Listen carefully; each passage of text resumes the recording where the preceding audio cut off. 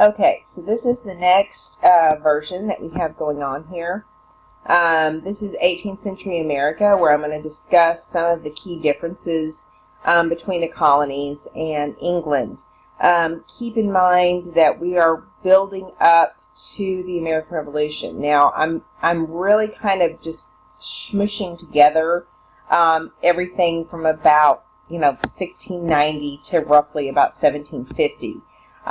You do have things happening, but nothing that, unless you were a history major and were really delving into the particulars of colonial America, nothing that, from a survey class perspective, that's going to be hugely life changing. So I don't want you to think that nothing happens during this period, because there are things that happen globally, and you have further development of the colonies, and you have a little more expansion and that kind of thing. But I'm going to focus instead on kind of what the outcome of this 40, 50 years is, which is really kind of a distinct identity and really kind of the foundation of the emerging problems that will lead us to the American Revolution. So this is very important in the sense of understanding why Americans are the way they are. Royal authority. Remember that we had an attempt to consolidate New England to make control more efficient, and that was horribly, terrible failure, and that goes away. William and Mary take that down. They restore the representative assemblies to each colony. They give Massachusetts a new charter finally. There was a little bit of trickery in the original royal charter for Massachusetts, going back to the Stuarts, and so William and Mary kind of fixed that. And really what they're doing is they're trying to create a stronger executive power with the royal governors. And they do this with all the different colonies. And so keep in mind that you have representative assemblies that are far more representative of all colonists than Parliament in England is of people in England. But you also have increasing power with the royal governors, which is the attempt of the crown to kind of institute a little bit more control. So just kind of keep that in mind. You're going to see that, if it'll ever change. The Navigation Acts are tightened up under William and Mary, trying to improve efficiency, trying to improve revenue streams. And so they're meant to, and I have on here C handout, and I don't think I've given that to you yet. In a nutshell, what we're talking about is the Navigation Acts are typically just about shipping. Goods have to be shipped on English ships, that they can't go on a French ship or something like that. They have to go to English ports. They can't go to France or to Spain first. They focus on staple items like sugar and tobacco primarily. They tax certain goods to control the flow to and from the colonies. And so they use taxation to kind of regulate trade. They put a tax on certain goods to control them a little bit. Like I said, the Hat Act is one to keep the colonies from making, buying hats from other places. They also control molasses, so that way they have to go to British sugar colonies to buy the sugar, that kind of thing. That molasses from the new colonies can only go to England. Most of these were in place by 1750. The overall trend is to streamline and centralize government to protect colonial trade and profits. That's what it's about. It's about the dollar. So keep in mind competition from France and Spain over colonial territory does lead to some tensions in Europe, because remember, France has territories in North America. Spain has territories in North America, with Florida and kind of up into Mexico. So there is tension that gets manifested in Europe because of this. And the Vice Admiralty Courts and the Board of Trade and all that kind of stuff is meant to enforce the Navigation Acts primarily.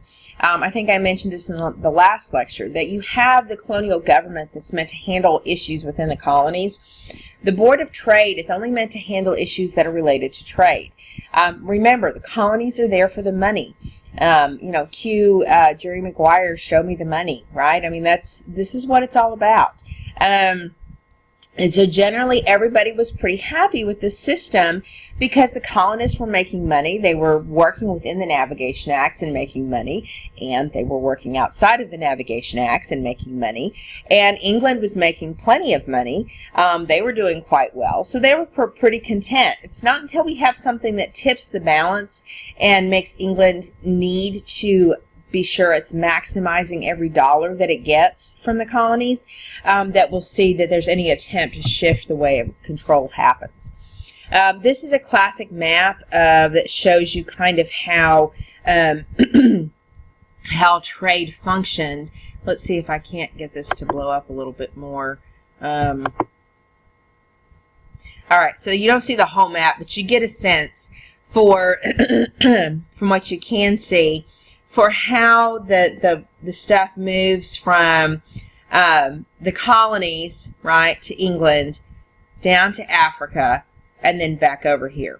The people that are doing the slave system should talk a little bit more about the role of the triangle trade in this whole process, and how the triangle trade factors into this. Slavery, I keep saying, it's a labor system. It's a labor system that feeds into an economic system that is mercantilism, and how all of that works together. So just don't forget that. And so that's a good map if you get a chance to pull it up and kind of look through it. I'm not a specialist in triangle trade. There's actually a subset of history that focuses only on the triangle trade, and kind of the Atlantic Ocean and the points of kind of contact and entry into the triangle trade. I think you probably, especially if the slave group goes into that in any detail, you should have a pretty good idea. And most of you remember from 8th grade kind of the movement of molasses and rum and slaves and all that kind of stuff. And you had some other products as well. Colonial government. By the 1700s, colonies have a royal government. No more proprietary owners. So the Pennsylvania colony is now a royal colony. The monarch would appoint the governor and the council for the colony. So in this sense, we would break that kind of favoritism that we saw with Berkeley. And so the monarch would say, okay, I want this guy to be on the council. And, they would work with the governor and they would come up with who's going to be on there. And then they would have a hierarchy of veto power. That the council can veto laws passed by the representative assemblies that everyone can vote for, right? So the council has the final say. The governor can veto laws by the councils and the assemblies, and the crown can veto everything, okay? So we've got this idea of kind of this balance of power in the colonies, which is incredibly unique. It's not something that exists, really, in English government. And so that's a pretty important detail. For the Glorious Revolution, the English Parliament was really the ultimate authority, because of the Glorious Revolution, rather. And colonial assemblies will follow the example of Parliament to some extent, in that they have the power over taxes, and they have the power over the taxes that pay the governor. And in this sense, Parliament had very much the same power over the king. Parliament had taxation power. And if the king wanted money to buy a new outfit or to fight a war or to do anything, he had to go to Parliament. So he had to work with Parliament and keep Parliament happy in order to keep the purse strings open. And it was the same deal in the colonies, right? The governor, who's appointed by the crown, still has to work with the representative assembly because they're the ones that determine the taxation that pays his salary. So he wants to keep them somewhat happy. And at least they have to maintain a working relationship, which if you think back to Bacon and Berkeley, is a bit of a change. And so we see that that the colonial assemblies are somewhat unique, though, and it's because you're talking about the fact that so many more people could vote and have a say. Parliament in England didn't have that level of representation. So the colonial assemblies are far more representative of the overall population. And so their ability to have power is really a power to the people in a way that Parliament in England is not. Oops. An expanding population means that we have a lot more immigrants coming in. You have women having a lot of babies. This has a whole lot more to do with the fact that conditions in the colonies are much better than they are in Europe. The diet is better, the environment is better, it's much healthier, people aren't as crowded, so there's less disease, there's more fresh water, all these kinds of things. And so people have more babies. But this will begin as you start to have an increase in population. You start to have pressures on the frontier because there's got to be places for people to go. And we kind of talked about this with Bacon and Berkeley, that the more people that come into a colony, the more land is needed. Well, the Appalachian Mountains, they're starting to figure out how to break through those. And this is going to start to create some conflicts with the French as well as with native populations because there's not enough land for the newcomers. You still have an issue on the frontier where the frontiers are very isolated. And those people that live on the frontiers are very self-reliant, very independent. They see themselves as equal to the people on the coast. That just because the people on the coast live in these much more settled, predictable environments doesn't mean that they're superior. In fact, the frontiersmen would in some ways view themselves as superior because of the difficult conditions in which they survive under. And so you're going to have kind of this unique frontier mindset that is highly influential in kind of the American psyche. This idea that we're not afraid of challenges and, we kind of barrel on ahead regardless of everything else. This kind of shows you kind of the trend of the cities in the colonies. Oh, excuse me. You can see that Philadelphia and New York are the most populated. Charleston's up there too. Just kind of a snapshot into some of the big cities. Population, you can see that we have black population, white population. You can tell in the southern colonies. Look at the huge increase in black population. It was always more in the southern colonies, but 1720 by comparison with 1760, right? That's only 40 years really. So that gives you an idea for the increase of slavery and the slave codes and that kind of thing. This is another map that shows you the dominance of black populations in the southern colonies. And, that's pretty interesting as well. So the frontier and backcountry, and I kind of alluded to this a second ago, that conflicts with colonial governments, you have the settled areas versus the frontier. The frontier is often dealing with Indian conflicts in a way that the more settled areas on the east struggle to understand. You have some unequal representation in that, the more settled areas are going to tend to have more representatives. One of the unique variations of the colonial representation system is that they more frequently adjust for population. Because you have so much rapid growth, the colonists recognize that an area in 1 year can have hardly any population, and 10 years later it can be, exploding. And so they're frequently checking for population, but that still means that people on the frontier, where there's fewer numbers, right, have less representation than the settled areas. And so some of this balance that we saw with Bacon and Berkeley, that, whose needs outweigh the others, it's still going to be in the favor of the more settled areas. And you're going to see that the frontiers tend to have a lot more vigilante justice. These individuals, they don't have the government structural systems.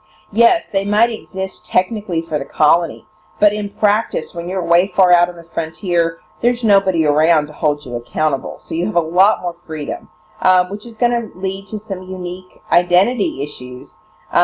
Think about Americans that, aren't, why should I have to listen to the British Crown?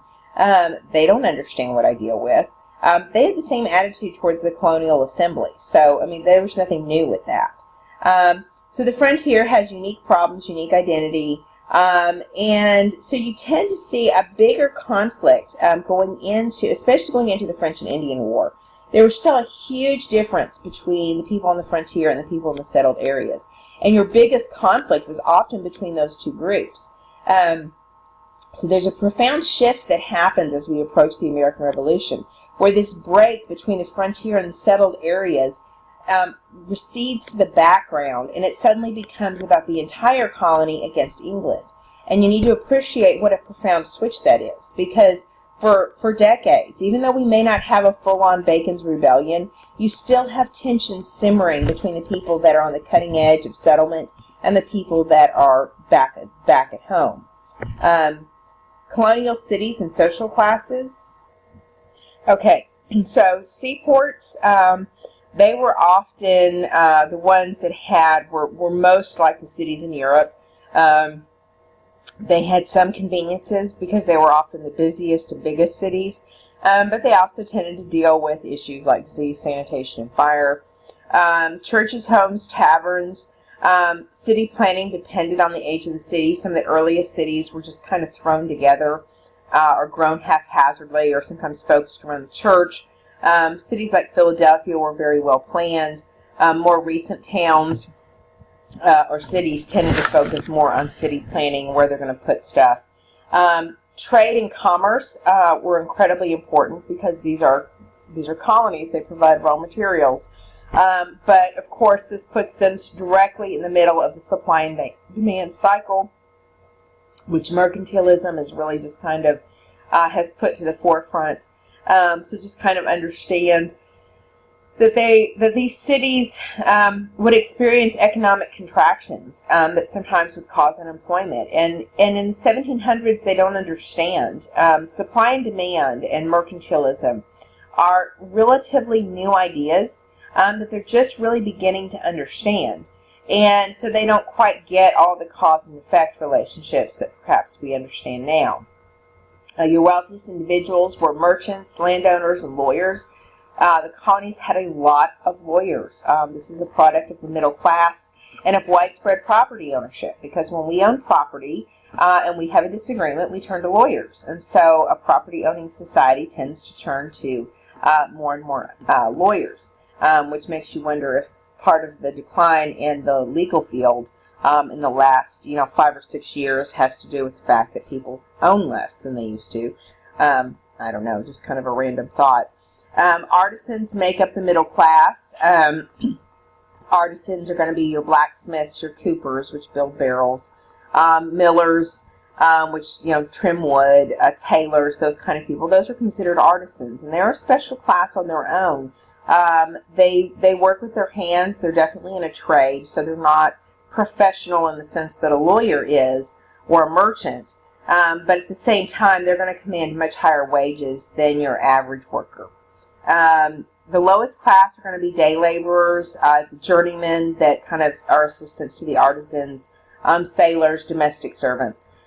Markets dominate every city, and you're going to see that for the wealthy classes, of course, going to market is kind of a big deal. You do tend to have more conflicts between ethnic and religious groups in very crowded cities. And economic downturns can cause significant problems. If you have a city that's got a lot of sailors and a lot of day laborers, and all of a sudden the economy takes a downturn, you can have a lot of mob violence. And in fact, a lot of the American colonial history is full of the random mob. I think it's important for you to grasp that, because what we'll talk about when we look at the Founding Fathers and what they were trying to establish is they're trying to limit the effects of the mob. They don't like mob violence. They don't like mob control. So a lot of our system is meant to distance our government from the power of the mob. But a lot of that comes because, like I said, mercantilism is a new concept, and people aren't entirely familiar with it. And so as such, they don't grasp why suddenly unemployment spikes. You also have the British Navy is frequently taking sailors and forcing them to join the Navy for a period of like 5 or 10 years. And that creates some resentment by the colonials, because they don't see why they should be forced into British naval service. Why can't they just keep doing their own thing? And of course, from the British perspective, it's the British Navy that keeps all this trade and shipping safe. So why shouldn't you want to be a part of the British Navy? I mean, it's a cool place to be, right? And it's crucial to the economy. But the colonials don't see it that way. So just understand that there's some simmering resentment happening because of that. Nothing that's going to cause a revolution yet, but still.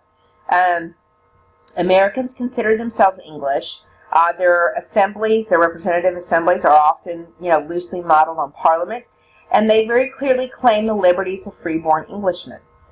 They tend to be far less sophisticated than you would have had, certainly in the upper social circles of England, but you have a much more homogeneous society. What does that mean? That means, by and large, most people, with the exception of your very wealthy landowners, your very wealthy merchants, which you do have some of those in the American colonies.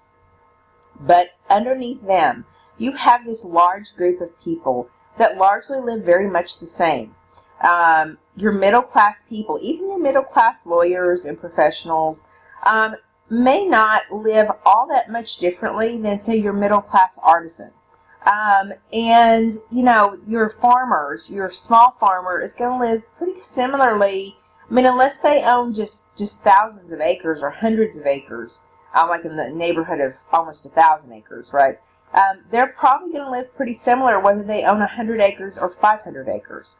And so there's a lot of similarities in society. I mentioned before the effect of literacy because of the large middle class. So that's big. A lot of these people, you have some differences between the frontier and the settled areas, but within the frontier and within the settled areas, you have a lot of the similar struggles. And so this homogeneity tends to create a level of understanding, and that only increases as the 1700s go on. And so a lot of this has to do with the fact that we have this large middle class, this very aspirational society. And one particular note, in 1707, England and Scotland officially unify into Great Britain. Citizens before 1707 were English or Scottish. Now they're just British. So if you ever hear me kind of flipping back and forth between English and British, it largely denotes the same thing. But 1707 is when England and Scotland officially unify. And if you remember from last year, Scotland actually held a referendum to see if Scotland wanted to separate from Great Britain. And this is kind of the backstory of that. So, of course, at this point, in 1707, Scotland was completely dependent on England, and so there's a lot of, English history to this, but just kind of know that. Some other key differences between American society and British society, and you can really read this on your own. I don't have to go through it. I'm just kind of glancing through it to see if there's anything I can really point out. Keep in mind that manufacturing in the British economy was huge. And when I say that there's companies and there's industry, I mean there's industry and companies the way we would think of industry and companies. Whereas in American society, these are very small kind of household operations, what we would call a craft market kind of a thing. So these are not kind of large-scale productions. So that's a huge difference. Also notice the difference between tenant farming. Tenant farming is when I have to pay somebody for the land, whereas Americans own their own land. And then notice that both societies are dominated by materialism. And materialism, the need to, I want to have the latest thing, the coolest thing. This is a part of the American background, and we hold this in common with Great Britain. And so, capitalism is one of our founding principles. If you go back to Virginia and you look at why they settled Virginia, Virginia is the first colony, right? It has a whole lot more to do with the fact that they wanted to make money rather over religious freedom. Yes, the Puritans come over for religious freedom, or rather religious exceptionalism, I would argue. But, clearly we see the power of making money in the development of the colonies. And materialism ties into this. Even the smuggling into the colonies ties into materialism. The aspirations tie into materialism. So it's very important to kind of keep that in mind. So then society-wise, I put on here that you do have a wealth gap in British society, and it's not that you don't have a wealth gap in places in American society, but remember that's largely just in the southern colonies. In the rest of the American colonies, you don't have this degree of wealth gap, and you don't have kind of this hereditary title. Yes, if you have connections to nobility back in England, I suppose that probably gives you a leg up in social circles. But you didn't have to have that to be successful in America. And you have a much larger middle class. Now, in England, you have a wealthy gentry, but those are wealthy individuals. This is not middle class individuals. In the colonies, you have the wealthy and you have the middle class. Nowhere do you have this group of what we would call gentry, which are, matter of fact, one could argue that the wealthy in the American colonies are exactly the gentry, that there is really no true aristocracy. And so that in the colonies, we lack that higher level of social class, because most of ours is dominated by the middle class. And even laborers who don't quite fall into the middle class ranking tended to have higher wages. So Americans copy the British aristocracy. They value British education. That was true into the 20th century, right? Americans were always modeling the British. One could even argue that their current obsession with Downton Abbey is still a manifestation of that, right? That most Americans believed inequality of wealth was dangerous to liberty. That the level of unequal wealth distribution was a negative thing in England. This is part of why English society wasn't as healthy as American society. And this was among a lot of the colonial elites that they thought this. But just kind of understand that this concern about wealth and equality and this focus on the middle class is a big deal for Americans, then as now. The next one has to do with politics. This is where it gets a little bit confusing. Keep in mind that British politics believed in virtual representation. This is the idea that all parts of society are represented in theory, that the monarchy, the aristocracy, the wealthy gentry, that they're going to take care of everyone's needs, laborers, poor, wealthy, it doesn't matter, right? You don't actually have to vote for your government to take care of you. There's a lot of patronage that's going on, where if you know the right friends, you're going to get a job in the government. And the electorate is very limited, and they never adjust the districts for population. This would become a huge deal in the 1800s, actually. They call them dead districts, because they're districts that, have somebody sitting in Parliament, but there's almost no people living in that district anymore because of industrialization. Now, this was a problem in the 1700s, becomes a bigger problem later. But just know that they never adjust for population. And I mentioned earlier that in the American colonies, they do that quite frequently because they know that society, that one area can have almost no one living in it in one decade, and by the next decade or 2 decades later, it's full of people. So they're always checking that.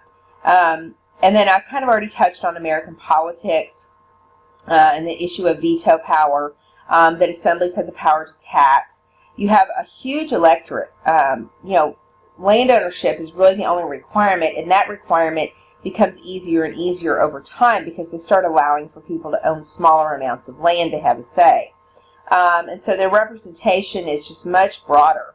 And the assemblies are less under the control of the governors. They're more willing to kind of stand toe-to-toe with him and say, hey, if you want to get your tax money this year, your tax salary, then you better play nice with us. And so you have a much more aggressive relationship between the assemblies and the governor than you do between Parliament and the Prime Minister or the King. And so I think that's very important. Colonial empire before 1760. Before the French and Indian War, most Americans were pretty pleased with their colonial government as it functioned. There may be things they didn't like. They didn't like impressment, and they kind of griped about the Navigation Acts, especially on the rare occasions they were enforced. But for the most part, they were pretty content and happy because they felt like they were allowed to do their thing, and Britain was happy getting its raw materials and a market for its finished products and all that kind of stuff. The British, to a large extent before the French and Indian War, actually thought about their colonies very, very little. They had zero interest in understanding them. They felt like they had established a system with the royal governors and the assemblies that seemed to be working. There hadn't been any more rebellions. We'd had relative peace. And so they were pretty content with the system, and they really didn't think about them very much as long as the money continued to flow in. And so really you have everyone super content before before the French and Indian War. This is what we call the salutary or benign neglect, which is what I put down here as de facto autonomy for the colonies. The colonies, by and large, did what they wanted. Yes, they followed the colonial assemblies, and they listened to the royal governor, and they, to some extent, followed the Navigation Acts, but there was wiggle room in there for them to do their own thing, and they very clearly did, and they were extremely happy with the system. And so the various departments will basically let the colonies continue to function on their own, as long as there's not any major crisis or problem. So it's kind of like when your parents don't pay any attention to your grades unless they receive a grade alert, right? I mean, you're allowed to run your own system. You can do your own thing as long as your parents don't get a grade alert. They're not going to be on your back, and you can handle your work how you see fit. Very much the same system. I very often compare the colonies to kind of like a teenage child. Parents are like, well, hey, I'm not getting any bad notices. They seem to be managing their stuff. Their grades are good. They're not getting into trouble. So I'm just going to kind of, here's the credit card. Here's the keys to the car. Behave yourself, and they go about their business, and the kids go about their business. And so this is kind of where the colonies are at with England. They've got the keys to the car. They've got a credit card. And yes, they know they've got to keep their grades up. And yes, they know they can't, go crazy and spend money, stupidly. But as long as basically they're not irritating their parents are going to be off their back, and they have a whole lot of freedom. So kind of keep that example in the back of your mind, because this will all change after the French and Indian War. So Southern planters sent tobacco, rice, and indigo to Britain. They had very favorable credit terms. Remember, all of this operates on credit, where you get a credit certificate, and that's basically functions as cash, right? And so Southern planters do really well under this economy, and British banks are doing really well under this economy. In the South, there's zero interest in developing industry. And there's only marginally more interest up in the northern colonies. Remember, like I said about manufacturing, these are all craft markets. These are not large-scale production. And everyone's pretty content with that. So the limitations on manufacturing that the Navigation Acts put in place don't bother anyone, really, because the craftsmen are making money because there's no big competitors, and the planters are making money, and they're getting great products in exchange because these are products coming from England. And so everyone's pretty happy. High-quality goods at low prices, right? The big products that were smuggled are going to be sugar, molasses, and tea. That really has a whole lot more to do with the demand of the quantity that they wanted, as well as some of the status symbols of having certain types of tea and that kind of thing. Americans had the benefits of being English, but with greater economic and political equality. So the American colonies had the best of both worlds. They were part of the English system, part of the English government. They had the ultimate protection of the British Navy. And yet they had far more local representation. And because there was such a larger middle class, you had much more room economically to be successful. So the million-dollar question is, how does all of this change? And we have a random blank slide, whatever that was for. I think it's actually rather to denote that we get to the French and Indian War. I'm not going to go into a whole lot of detail about this because I want to see what the French and Indian War Group does on the Colonial Life Project. So just kind of keep in mind that you should see some of this information. Hopefully I won't have to go back and revisit any of this. I'm hoping that group does a really good job. I do want to point out that one of the things that happens is it starts off with some British losses, and then later William Pitt comes in, and he allows more colonial control, more colonial involvement in the French and Indian War. And this is going to matter to the colonials because they're going to see that as being kind of, see, we were so great, right? Whereas what you're going to see is that the British are going to have a different perspective of colonial involvement. And so what we're going to see is that the Treaty of Paris of 1763 ends the French and Indian War. I'm not going to go into details about this. We're going to see what the other group does talking about that. Just know that some of the American post-war expectations The taxes that were raised to help pay for the conflict, for the Americans, they have a very short attention span, and their thinking is, well, the war's over, so hey, yay for us, we get to move on. And they expect the taxes to go down. They also expect to be allowed to go into the Ohio Valley and begin settlement, because now the French are no longer there. They want more prosperity, right? Remember that the conflict did kind of bring a bubble into the economy, and this always happens when you have military conflict. When the government's having to spend a lot of money on military supplies, it's going to grow the economy. Now, the problem is it's an economic growth that's contingent on warfare, and contingent on the impact of a country being at war, which can't happen, forever. And so eventually, when the government stops being the big customer, the bubble's going to pop, and you're going to have an economic contraction.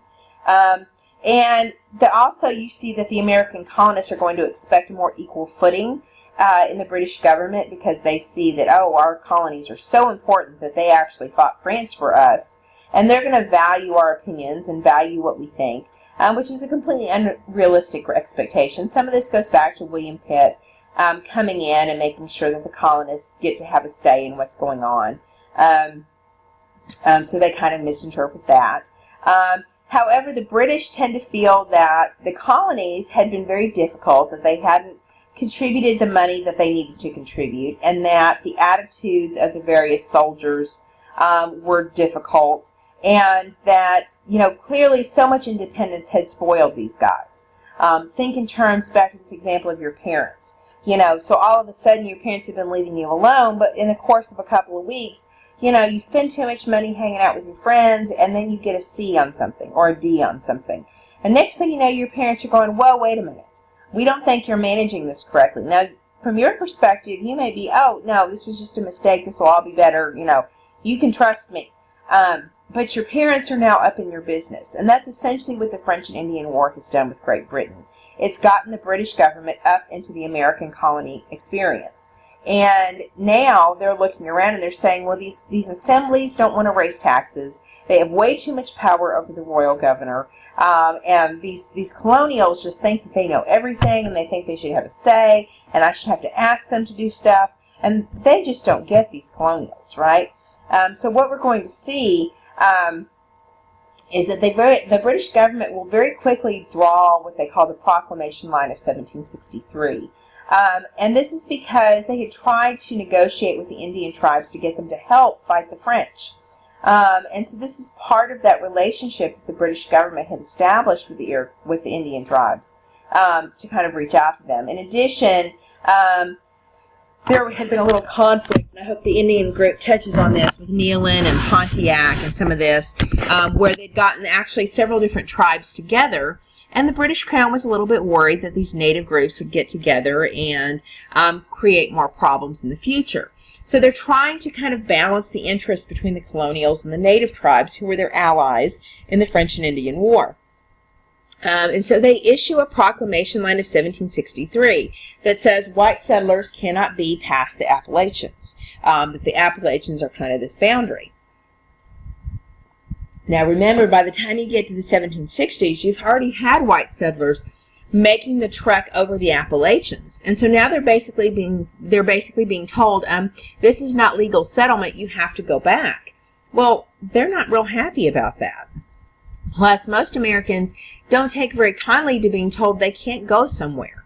What do you mean, I can't go over to the Appalachians? We need more land. Look at all these people. You need our raw materials. Why are you restricting my development? Why are you holding me down? Can't you hear the teenager in the United States going, yo, man, you're killing me. You don't let me be myself.